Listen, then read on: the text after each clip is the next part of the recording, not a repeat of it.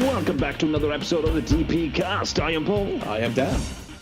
And this is episode 6, guys. And if you want to get a hold of us to send any of your questions, guys, for inevitable future podcasts, get a hold of us at DPCasters, capital D, capital P, capital C, hashtag that shit. And genuinely, you can direct tweet us by capital D, capital P, capital C, AST, and you'll be able to give us all the questions that you want to get a hold of us on, and we'll put it into an inevitable future podcasts for the What's New With You segment.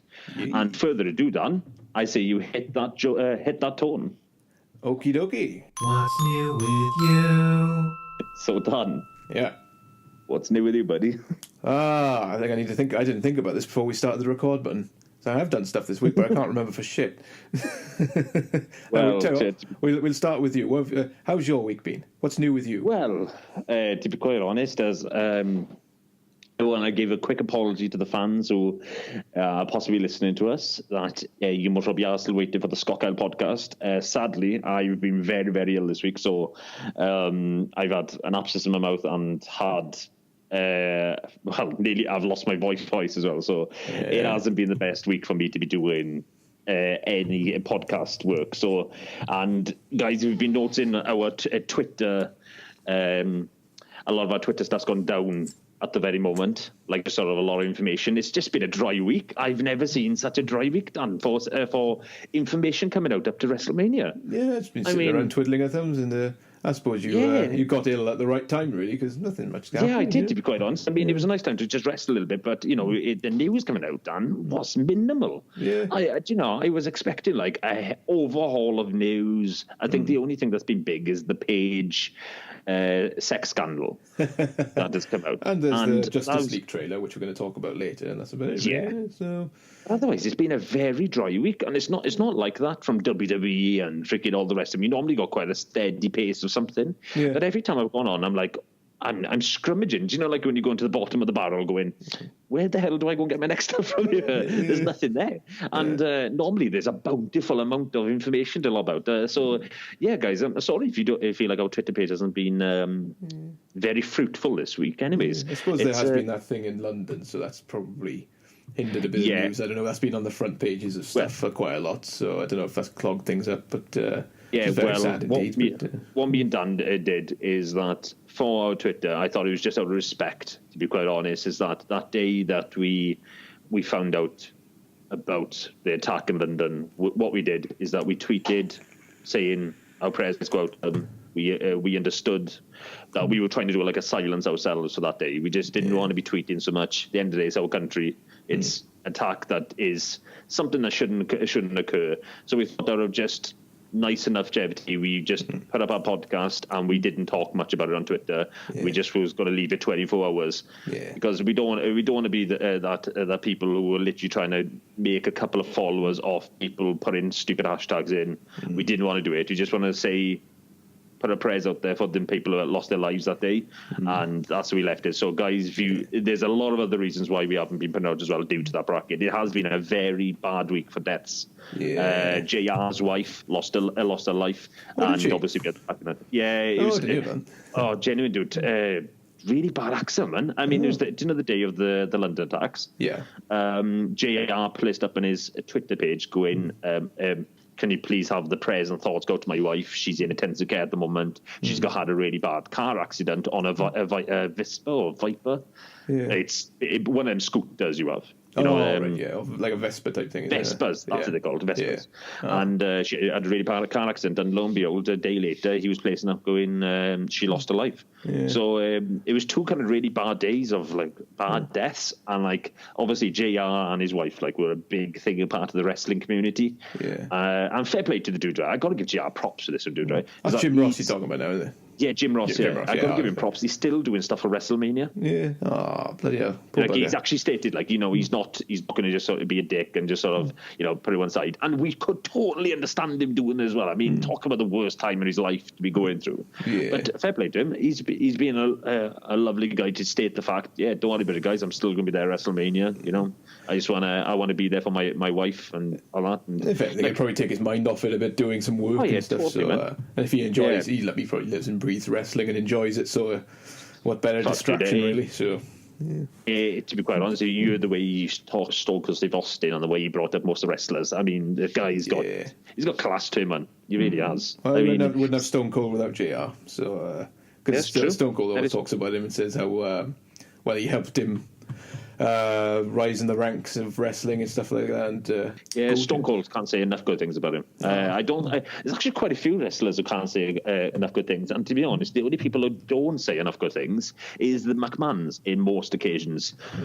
I mean, they have one of the kind of circumstances has a very love-hate relationship that JR seems to say his words very upfront with them, where people are quite reserved saying certain stuff. Yeah.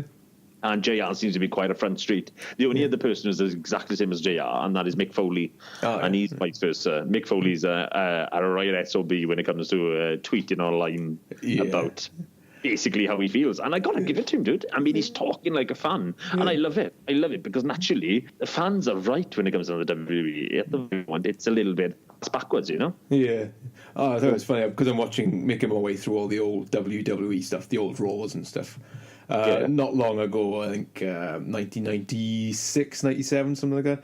And there was a whole plot about JR, and it was the beginning of the whole authority thingy kind of thing, where there was all a bit of animosity in the commentator section. Like Vince McMahon would cut off JR, and basically, and you had Jerry the King Lawler there as well, and they would take the piss out of him and cut off his mic and stuff like that.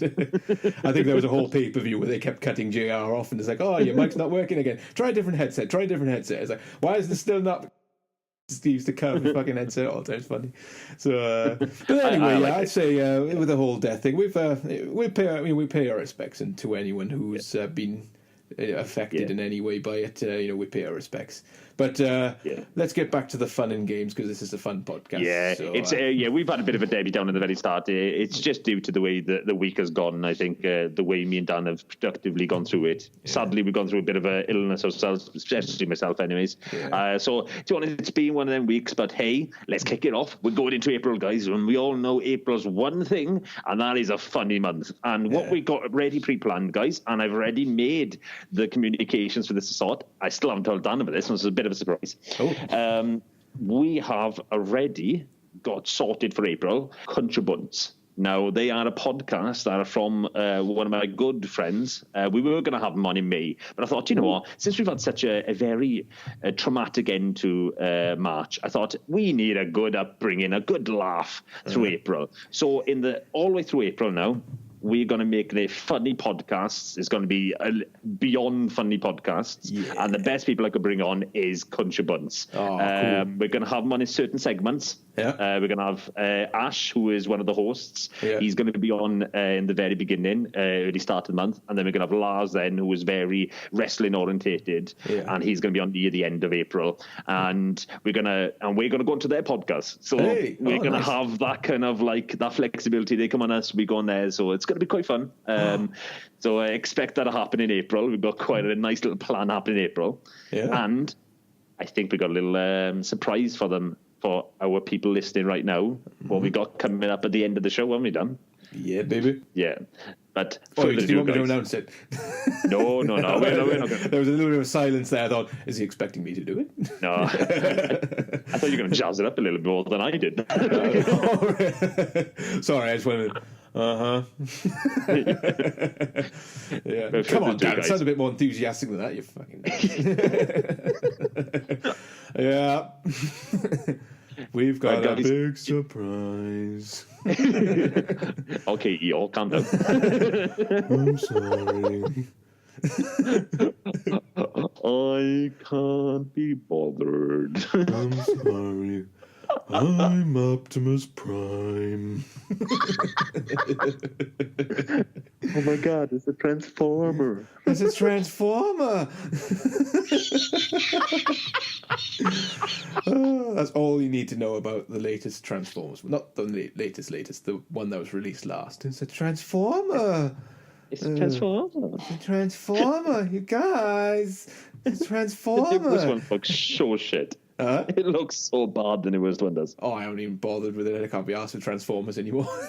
No, I'll probably end up watching it at some point when it comes out for free at some point somewhere. When I've got nothing better to watch. But that's it. Yeah, I'm in the same boat. Well, before we go, we basically bore our listeners for what mine and your week has been and how bad it has been in the industry around us. I say we pick up the level of the podcast and we go into the one thing we do each and every week. So Dan, hit the tune, buddy. Yeah, baby. You are entering the hypothetical corner. So each and every week, as you know, guys, we do a hypothetical question. What we are calling Hypothetical Corner. Ooh, yeah, freaking tune it up. Do you want to just change the jingle? We just redo it if you want. If you're going to start singing.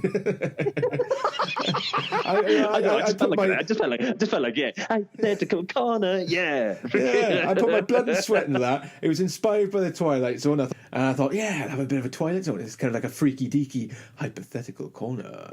And then Paul goes along and starts singing a completely different jingle. Fuck you, Paul.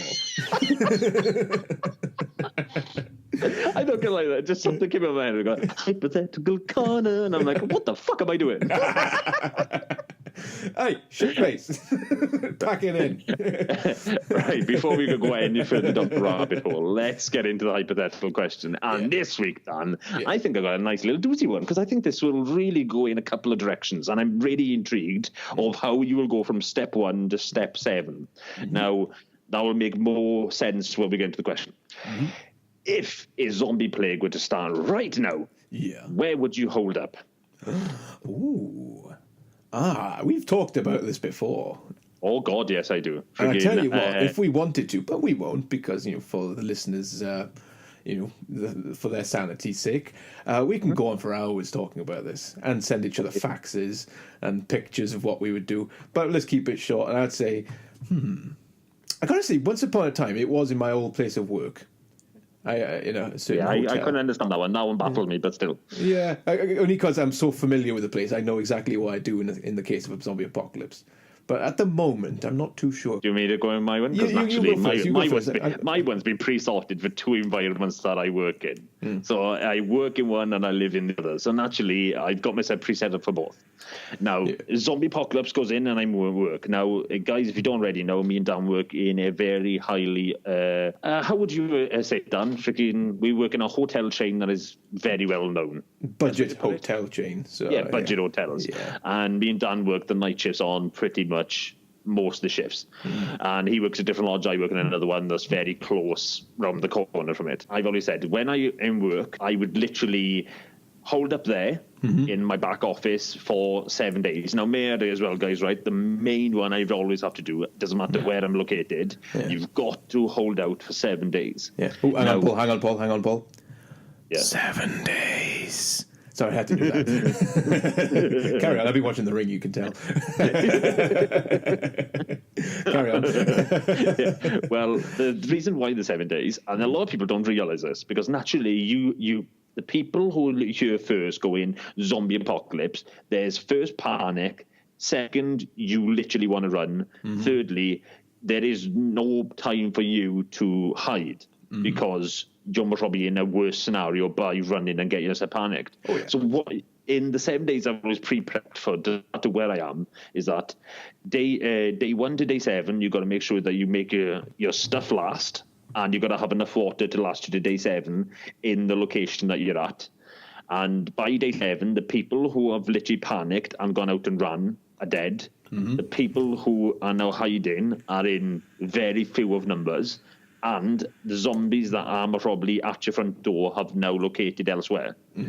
So all in that 7 days, you should now have a better plan to go elsewhere. So like that plan goes to this location. Now, if I'm at work, I don't 100% know where my location would be after the 7 days to go to somewhere, if you know what I mean, Dan? Yes. Like I don't have like somewhere close, but if I was at home, I'm waiting on the 7 days and then I'm going up to the mountains because there's a wind farm of the mountains and there's a pub restaurant that is very easily accessible, yet you can basically border up a lot of stuff with tables, etc. Over the mountains and through the woods to Grandma's house we go. La, la, la, la, la, la. Sorry, carry on. What's it with you with jingles today? I don't know. I'm defensive about jingles. I'm making up jingles. I'm singing. I don't know. But yeah, I think I'd go that direction. There's a restaurant up in the mountains that I'd literally go, and that's not that far away from where I live right now. So if I went up to there, I'd end up staying there for the longevity because it has food. Mm-hmm. It has sheep up there, so if I needed to kill something, I could. Mm-hmm. The wind farms, highly chance that the wind farms are giving some form of electricity to that location, because naturally it has to in a proximity area, if I can remember correctly. That's without as well, guys, now, right? I got myself survival kitted. I mean, I have a survival kit pre-prepped in the car, wooden baseball bat. I have a first aid kit. Yeah. I have thermal clothing. Yeah. I have hats, gloves. I have everything you need for zombie apocalypse. Well, you actually got a baseball bat in there? Yeah. Oh, well, I'd suggest to you, let's get a metal one, because that'll last longer. You might hit some... yeah, I know. You need to change that for a metal one. So, the funny part about it, dude, I bought them for a cosplay. Where the hell were you going as? Casey Jones. Fair enough. How about you and Dan? How about me? I think I'll... similar to my old one. I probably still hold up in where I work, because I know it. I know the exits. I know... a bit like Shaun of the Dead, I want to know where the exits are. I want to smoke and la-di-da. But yeah, so I know it. I'm very familiar with it. Plus, where I work, it's on the top floor of a big building that contains other things. And basically, you can't access the top floor without going up the stairwell, which is like a bottleneck for if anyone did come up. And without electricity, the lift wouldn't work, so only one way to come up, only one exit. Well, unless you count the fire exit, but, you know. So yeah, I'd hold up there. I'd probably go and collect my my lady, you know, my love of my life, and her children, and her dog, and like, right, we hold up here. We fill up the bath before the electricity goes out, which inevitably will. I'd fill up the baths so that we have plenty of water. There's 53 rooms, 53 baths. I lie. And on top of it, as well, then you could actually put a sheet above the baths so that nothing gets into them. That's true, yeah. I lie. There's only 11 baths, so there's the showers. So the 11 baths, there's still plenty of water. And the fact that there's a roof sinks in each and every one, do? You what now? You got sinks in each and every one of the rooms as well? True. Yeah, you got sinks as well, so we got that. And the toilet water? No, I plan to shit in there, so no. There's also roof access. There's a flat roof as well. So if the hotel did become overrun with zombies or assholes trying to nick my shit, then we could escape to the roof, lock it down, and just hide up there until it blows over. And very much like you, I would lay low for the first week or two, possibly a month even, and just wait for the panic to... Because A, there's going to be zombies, and B, worst of all, people are worse than zombies. Zombies are thick as shit. Yeah. You know, they're not going to cause you much harm if you know how to deal with them. People are worse because they're conniving bastards. So they're going to try and rob you and think of themselves before you. So hide out from them, and so that kind of thing. There's also another situation. I live about 8 miles away from where I work, so if I'm stuck at home, then I haven't really thought that much. So I'd probably have to build up some sort of defense system at home. I'd still have to go and try and find my woman, because I couldn't live without her, to be honest. So I wouldn't be able to live with myself if she got caught up. I see. No, I've literally, like, Jane came up to me a day back. No, you're gonna find this quite funny. Actually, no, Jane came up to me a day back, and she was literally, we had the exact same conversation. Yeah. And she goes, "I couldn't leave Bailey behind," and I was like, "That's my daughter, mate." Yeah. And I went, "No, I understand that." I said, "But at the same time as well, is that if she became a zombie, we just got to live and learn that she's now dead. You know, she just had the plague." Yeah. And she goes, "I'd have to stay there with my child." And I went, "So you literally." I've got to stay there," I said, knowing there is no help for her, I said. Oh, my God, I just thought of something. Have you seen the film Maggie? Oh, yeah, with Arnie. With Arnie in it. And his daughter becomes bitten by a zombie, and she's inevitably going to turn into a zombie. And the story follows him. He's the father of the girl. And dealing with her turning into a zombie slowly over a period of time. That's fucking heartbreaking. Oh, yeah. Oh, it's a lovely film. It's so underrated. People hate it for some reason. I love it. This thing is great. I've watched parts of it. I never could get through the full. As soon as the fingers started getting chopped off, and You don't let go, do you? Fuck. Yeah. Oh, I tell you what, I was Arnie does all these action films. He's kind of a comical type thing now, isn't he? Compared to his heyday. But it's Arnie acting serious, doing proper acting, and it's like, Jesus, he can act. He's a good actor, fair play, when he wants to be. So, it's true. It was quite a horrific film, but it was very touching at the same time. Well, see, literally, Jane is in that ballpark now where she's going to stay with Bailey if she became a zombie. I was like, why be so silly now? I said, actually, like, if she was dying and she became an instant zombie, like, to me, she's inevitably dead. I mean, that's the thing about zombies, Paul. Is they're dead. They're corpses. When a corpse is a corpse, there's no one there. They're long gone. They're dead. Their spirit or their soul, their life is gone. That person is no longer there. It's just the shell they left behind. Zombies are the shells that are walking around, basically. So they're gone. Oh, yeah, exactly. Well, Jane would stay there, though, with her, and genuinely stay into the... And I went, I'd have to leave the both of you, when I said, because naturally, I've got to think of... There's two brackets here you've got to think of, right? Firstly, survival. Yes, okay, sadly, I've lost my daughter, and I got to grieve with that at another time. At this very moment, you're still looking for survival. And on top of it as well is that you can't look at it as if, like, I've just lost a daughter. You've got to look at it as that I can still somewhat survive. You've got to grieve somewhere else. Yeah. Because naturally, you can't save what's just occurred because it's just occurred.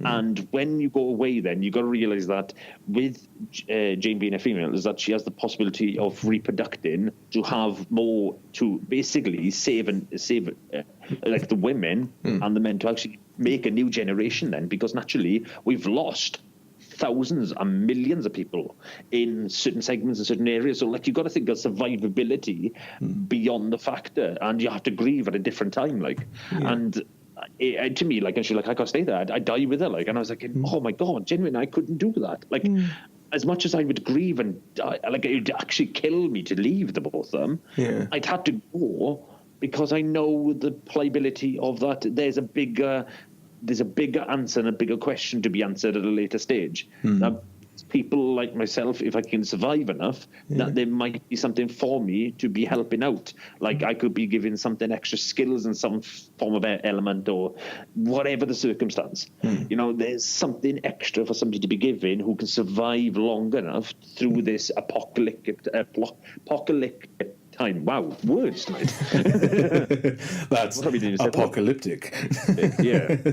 Holy shit. Yeah. So, it's one of them, Dan. Tricking, it's a weird one, like, where I would have to, like, if I seen them being bitten, I'd have to leave it there and grieve it a second time. Yeah. Oh, I don't know what I'd be like, to be honest, because my lady at the moment, it's like she's the best thing that's probably happened to me in all my life, to be honest. And if I lost her, I don't know what I'd do. I'm not too sure if I'd want to go on living. But probably, I'd have to move on. I wouldn't kill myself or anything like that, but I would probably go on a rampage and not care much about my safety. And just, I don't know, I'd probably react in that kind of fashion. There's a different reaction to it, isn't it? There's a reaction there that actually you just stated right there, is that as much as you love that partner, you would react in a very self-careless attitude running forth. Yeah.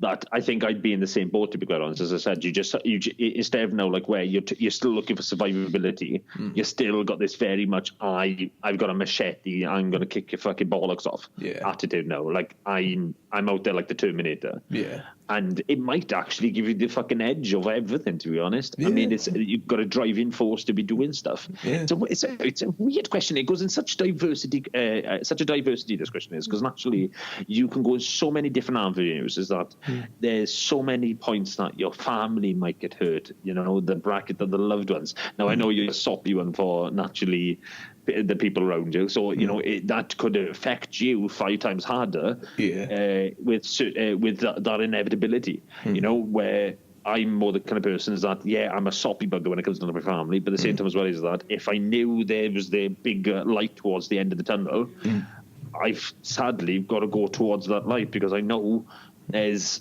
something bigger I need to head towards and got to grieve at another time. In that environment, I think my head's is in a different point. And I might react differently to what I'm talking right now. I don't know. We'll never know until we're in that circumstance. At the same time as always, I'm already pre-prepping my mind, ready for that day.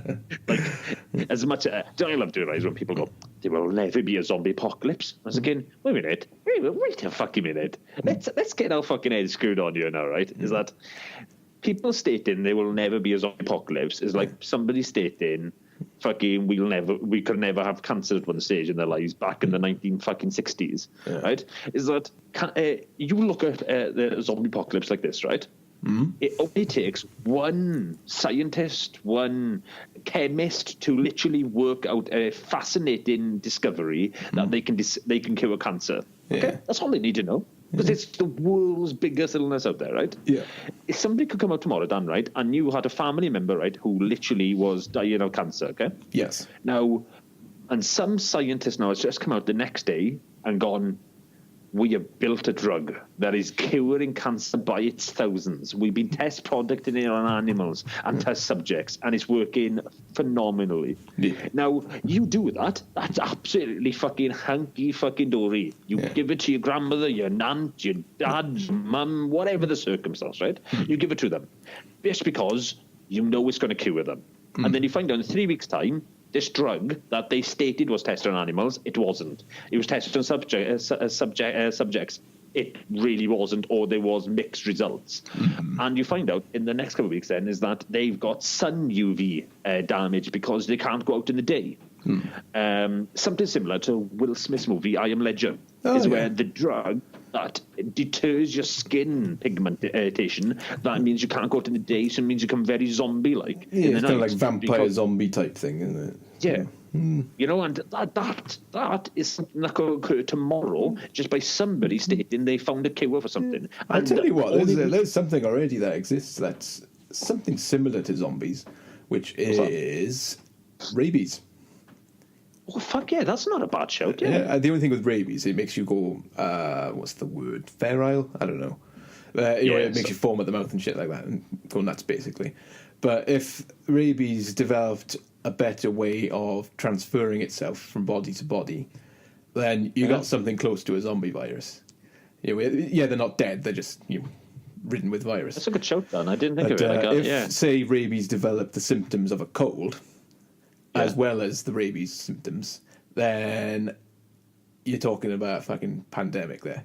So that's right. Because if you sneezed, if it got the ability to become airborne and transfer from body to body that way, then watch it. Oh yeah.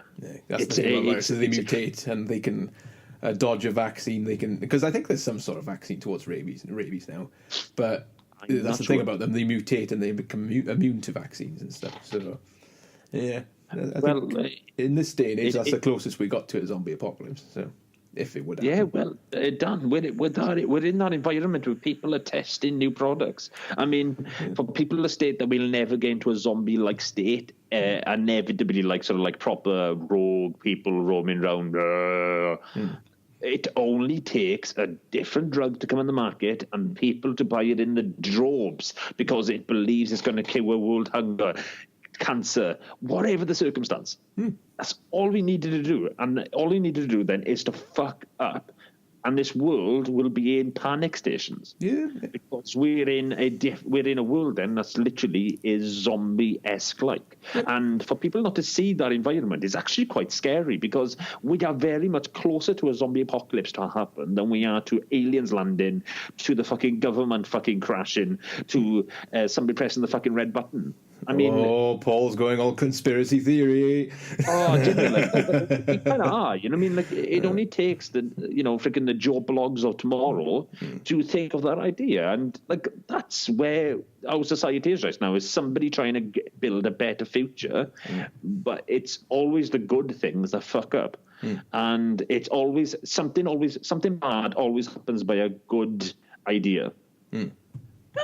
As crazy as that sounds, a good idea sounds good in theory, unless it's planned out. Yeah. Something that's planned out as a good idea becomes a good idea in the inevitable future. Yeah. Something that's a good idea, and you just go straight ahead and no planning, no routing towards it, and you just go, why doesn't this work? Why isn't it there right now? And you find out, like, that good idea becomes a bad idea very fast. And, like, I gotta be honest, man. To be realistic about a zombie apocalypse, as a typical zombie, it would be very difficult for it to spread that quickly and that bad, because the way for a zombie virus to transfer would be through saliva, and that's about it, really, or through blood transfusion or something like that.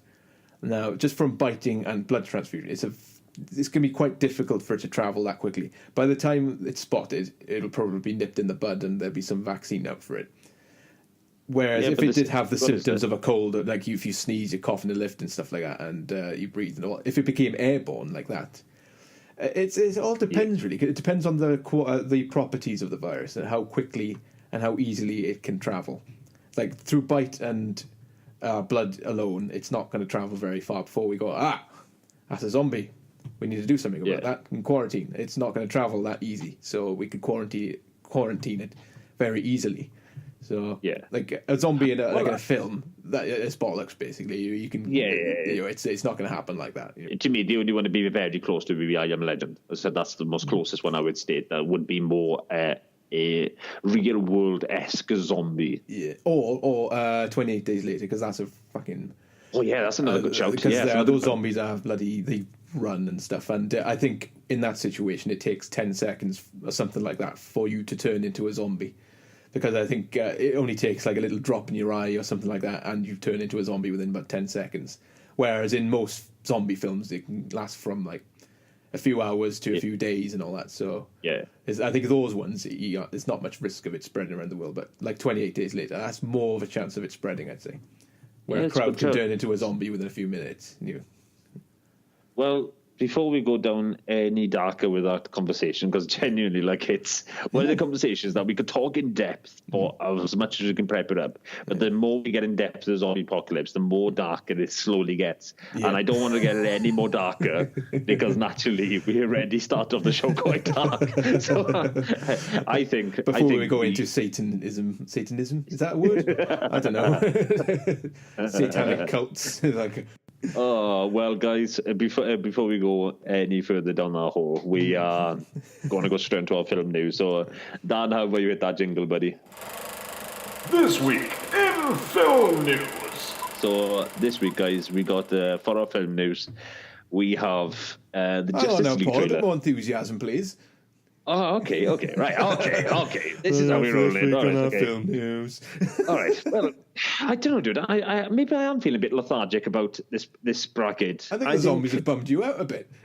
Well, it's not the fact it bummed me out. The trailer for the Justice League one. That's I'm not happy with it, dude. No, I gotta say, that's our subject. The Justice League trailer, is it? Yeah, it's Justice League trailer. Okay. Like, as I said, it's we're talking about Justice League trailer. Do you know what? Right. I know this is podcast and so a little down, and if it does, guys, we're sorry. But as I said, I'm really bummed out with this trailer.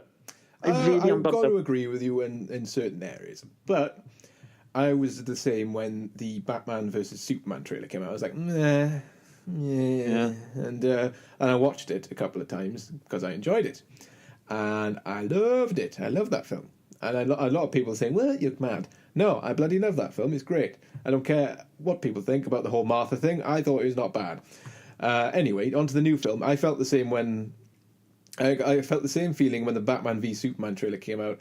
And I'm feeling the same now. And I'm thinking, yeah, I feel that now, but the film might be awesome. Possibly. I'm in a very weird place with this trailer. Normally, I get a very good vibe of a trailer. If I get a good vibe off it, normally you got a good movie. And each and every time I've watched these movies... I beg to differ. Godzilla.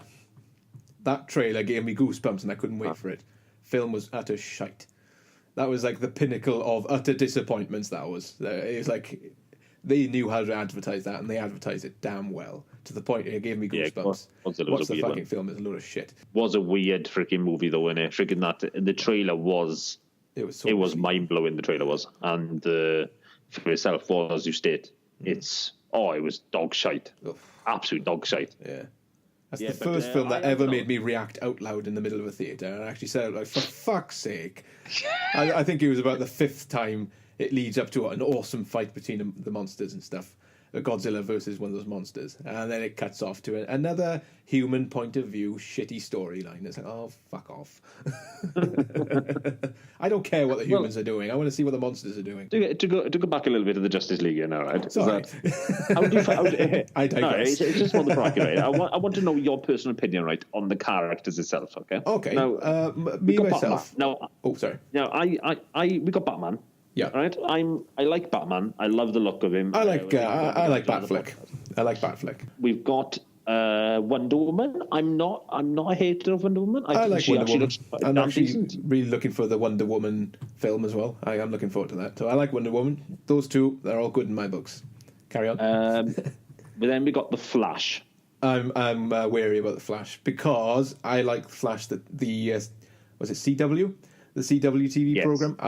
The Flash that plays the guy who plays the Flash in that TV series is fucking marvelous. I love him. He's brilliant. I forgot his name, but he's brilliant. And seeing another guy play Flash now, it's like, oh, it's not as good. Anyway, I've already been tainted by another Flash, so it's hard to kind of accept him at this time. Maybe he'll be awesome in the film. He doesn't seem to be doing such a bad job in the trailer. He's amusing, and I like him. But he's not the Flash I'm used to at the moment. Yeah, there's that. I found him quite boring in the trailer, to be honest. I really did.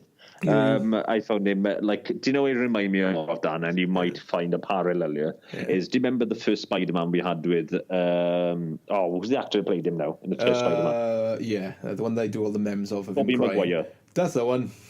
Right. Tobey Maguire. If do you know this Flash felt a little bit like Tobey Maguire's character. It just felt like that emo-esque, like I don't know. Flash. He seemed. I did quite enjoy it that they're making him quite nerdy. A bit like I felt the same when you see in the extended edition of Batman v Superman. You see a little bit of what's it called, like a supermarket CCTV video of him in action. You think, oh, he looks a bit.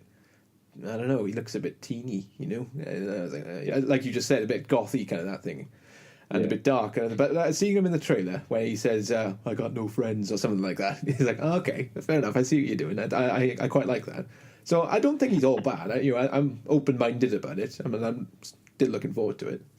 So I don't know. I'm a bit hazy with it. Like I didn't like the part where literally it looks like he's in the Batcave with Batman, and he's like, "I think you got the wrong person," and actually he throws the freaking the batarang, is it? Freaking he throws like a sort of like a ninja star, but with a Batman symbol on it. that thing that Batman throws, yeah, I know what you mean.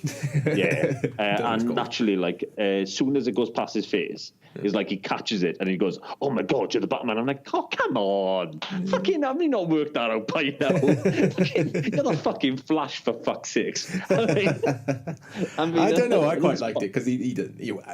I'm a bit of a fan of it, so I quite thought. I thought it was a nice little thing, and that it also shows that in the DC, well, they're starting to play with a sense of humour. You know, the last two have been quite dark. Like Man of Steel, Batman v Superman, they've been dark, not much room for humour, and now they're starting to toy with that a bit, and it's quite nice. So okay, well, okay, then we'll go on to then Cyborg.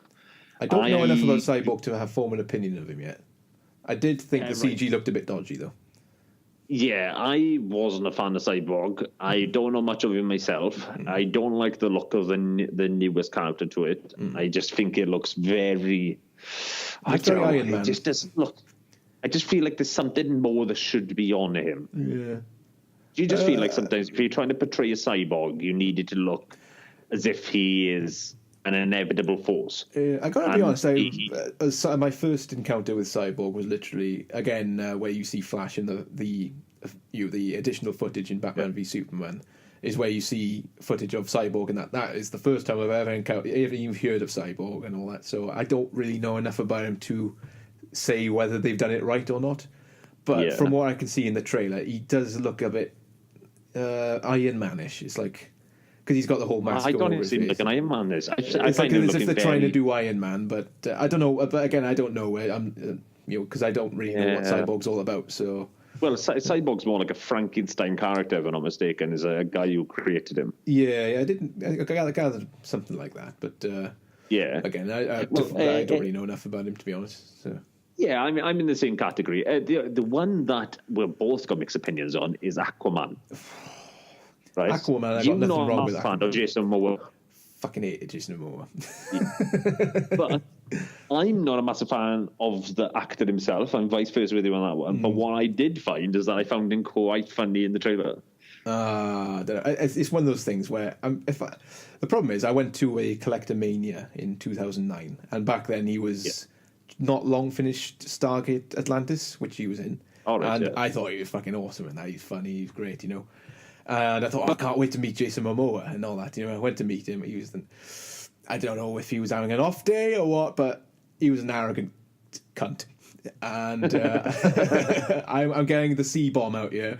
I didn't like him whatsoever. I was trying to make conversation with him. I was like, oh, yeah. I thought I'd try and get an autograph and stuff like that. And he was just tickling away on his guitar going, yeah. No, it's like, is me going to be doing any more? Is our Stargate finished for good now? Is there going to be a film or something? No. And you're fucking plucking away. He's like, oh, fuck you. No. What a dick move. I didn't realise that's how you done with it. Like. Yeah, so I thought, no, don't like this guy. And that was that. And ever since, I've just had a bad feeling. Whenever I see him on screen, I don't like him. But he was in Game of Thrones, and fine, he was good in Game of Thrones. I enjoyed him, fine. As an actor, he's all right. But I still get that bad vibe when I see him on screen. It just reminds you of that. Like, oh, he's an arrogant cunt in real life. I don't like him. So He might be swinging me around by for this, the Aquaman. I think he's going to be the saving grace. Didn't like where you always have, like, in the Superman versus Batman, we knew how Superman was going to look. We didn't know how Batman was going to look. And Batman swayed us and made that movie better in my eyes. Maybe in in what's going to run forth the Justice League, I think Aquaman is going to be that guy. yeah. And I think he's going to be the saving grace of that movie too. Yeah. But the other one I want to put towards you, Dan, right, is that do you ever think in any form of factor, the movie industry around Marvel and DC, do you ever think they're going to become, like DC's going to ever get close to Marvel's film? I don't know, what's the right word to lobby it? It's like, do you know, like how Marvel have made an industry around it? Oh, yes, like, you've constructed movies, you've constructed to the Avengers, to the movies around the Avengers, to the next Avengers, to this, to that, the other. They've constructed such a world and a universe around it in the film organization. I know exactly what you mean. I think actually I had a discussion with a friend about this not long ago. I think that DC's got to a point now where we've got to stop comparing it to Marvel, because Marvel is quite shiny and quite bright at times. Even it can go dark and stuff. Whereas the DC side of it is a totally different tone. It's a totally different level of storytelling. Not level of story. It's a totally different way of storytelling. Yeah, the Hollywood people are trying to catch up with Marvel. You know, they're trying to rush it a bit, so it's trying to be as successful as Marvel. But because I think people have got to stop comparing it now, because it's different. You know, it's like, it's not as good as Marvel. It's not Marvel, though. It's DC. It's a different story completely. It's comic books. That's the only thing it's got in common. You know, and that's the thing, because I love Man of Steel, Batman v Superman. I'm hoping, and Suicide Squad, and I'm hoping that the Justice League will be good. And it's like, I can't compare it anymore. I don't want to compare it anymore because it's a totally different stream of films. Maybe I come from a very Marvel bumboy background, because naturally, like, I am a natural. I love Marvel. Everything that's done with Marvel so far, I've loved every part of it. I've been enthralled by every segment that they brought out, to every little Easter eggs that have been put into Logan, to the X-Men, to Deadpool, to Captain America, Iron Man. You name the movies. I've seen them and gone through them, like, and come and watched them about 20,000 times. I love all the fucking Marvel industry of it all. Oh, yeah, me too. You know what I mean? But I just, like, from a comic book fan, I should enjoy the DC movies too. And I just can't find a love for them at the moment. I absolutely I can't say I despise it. Maybe that's a bit harsh words. I didn't like Suicide Squad. From Batman, good, but could have been better.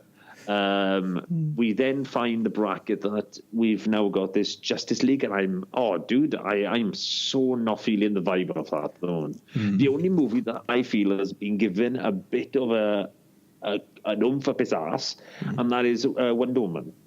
Oh, I can't wait for that. I can't wait for That that. actually doesn't look too shabby. Yeah, I gotta say, I'm looking forward to Wonder Woman a little bit more than Justice League, but at the same time, I don't know what to expect yet, because as I said earlier, I thought Batman v Superman looked shit in the trailer, but it turned out to be a film that I really enjoyed, and so I don't know. It's the thing with DC at the moment. It's like it's like a box of chocolates. You don't ever know what you're going to get. So. Well, I think we covered a lot of the Justice League there, and to be honest, I don't want to go any further into it, guys, because naturally I could bore you into the in depth of how much DC does my nut in. Well, guys, we've got a little bit of a special surprise for you now. Anybody listens to this podcast, and we are glad and thankful that you guys do. We've got weird people from around the world listening to our podcast. I looked at our viewing figures today, and we got people from Russia listening to us. So, really? Yeah, that was a weird location I didn't expect it from. Yeah. But guys, if you are listening to us, we are very thankful for your listening figures and what you do for us, and going to Twitter. And if you want to get hold of us on our Twitter, it's at the DPcasters, capital D, capital P, capital C. But we, as you notice on our Twitter, we're huge wrestling fans. I mean, Dan's got into it for the last year and a half, and he's put his bollocks into watching it. He loves watching the older generation. I've been watching it since. That's the thing. I've been doing a bit of. I started watching. My first pay-per-view was Royal Rumble 2016, because Paul here was constantly on about wrestling, and I thought, I'll give it a go. Plus, I really don't like sports. I don't watch any sports, so I thought, yes, I'm going to be manly. I'm going to take up a sport that I can watch. So I chose wrestling, and I felt super manly watching men topless fighting in trunks. So that's the only two things that me and Dan literally are two different calibers. Where I'm a massive sport nut. I watch football, rugby, cricket, you name it. I watch the full colour blue. I'm a fucking nut to the high heavens. Yeah. But the one thing I've been a fanboy of for a good while, I've been watching for about 18, 19 years maybe, and that's wrestling. I mean, I was watching it well before the point, and I came back into it when my parents got Sky back in the day, and I've loved it ever since then. Genuinely, I've been watching pay-per-views in and out since that period of time. And like I said, I watched it, and I could see the appeal in it, and I thought, and to be honest, when I was in school, I think maybe when I started secondary school, it was the big hype. I think it was going through the Attitude Era, and there was the big hype back then, WWF, which it was called back then. Yeah. And I thought, fine, you bit of what's the word, peer pressure. And I thought, fine, I'll give it a go. And I did enjoy it, but I didn't have a consistent source to watch it. I'd borrow an episode of Raw that someone had taped, and that was about all I got. I didn't have a source for it, so it kind of pattered out. But now, 10, 15 years later, WWE Network, it's on your fingertips now, and you can watch it all you want. Yeah, man. So I'm really enjoying it. So. Yeah, and well, to be honest, is that me and Dan have realised how much we both found a massive passion and love for it. So what we are planning to do is WrestleMania, which is this weekend. Yep, it's this weekend, and me and Dan come to us our second Christmas. I mean, it is Hall of Fame, NXT TakeOver, WrestleMania. Yep, the phone is going off the hypothetical hook. We answer to no one on Christmas too.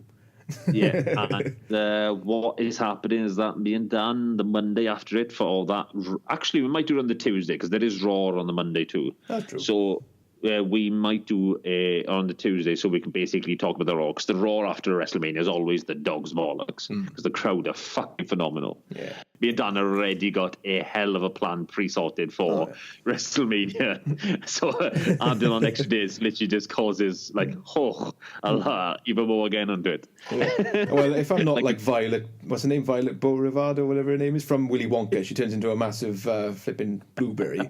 In fact, all the junk food we've got set up for this weekend, it's like you're gonna have to roll me out your front door, I think. what is it, Dan? I spent, what is this, like 60, 70 quid drinking food for this weekend. Drinking is going to be awesome. Oh, God, I can't wait. It'll be great. Right, but anyways, guys, we're going a little off track here. Me and Dan are huge wrestling fans, and what we're doing is that we are creating a wrestling podcast. And we will be, fingers crossed, recording on Tuesday. It'll most likely be uploaded for the Thursday. But for the inevitable future, we're looking into making a wrestling pay-per-view podcast on the Monday and uploading it pretty much as early as we can. We'll get a schedule up and running as soon as we got it up and running off the floor. Yeah. So, guys, if you want it, it's there for you. We're going to give it to you at least for a good 7, maybe 10 episodes. Mm-hmm. If you don't get the numbers for it, we'll put it on we'll let it drift off. Mm-hmm. But you want to hear it more after the 10 episodes, and give us that support, guys. Go on to iTunes. Give us the 5-star ratings. Go on to Twitter. Give us the follows. Tell us how much you love in our product. Yeah. I mean, even give us the questions for wrestling, for all that. We can merge them in together. Now, if you do want to listen to that podcast, when it does come out, you don't have to differ. There won't be an extra channel you have to add to. We're adding it to our DPCast channel. We are making that the main network for us to have all our podcasts all together. Mm-hmm. So any extra spoilcasts, DPCast, and our wrestling one that we haven't got a name for yet, we will have it all on the same network for you. So all you have to do is wait for a download. I'm sure it'll say on the actual podcast, and you download which one you want then for it. So further ado, Dan. And if anyone wants to ask any questions, don't be shy at all. If you want to say, if you want personal advice, anything at all, Paul dishes out good advice. If you want to say, hey Dan, I've got one testicle that droops lower than the other. Is that normal? I'll tell you, yes, it is. So does mine. But anything you want, don't be shy. So, yeah. I can't believe you just said that.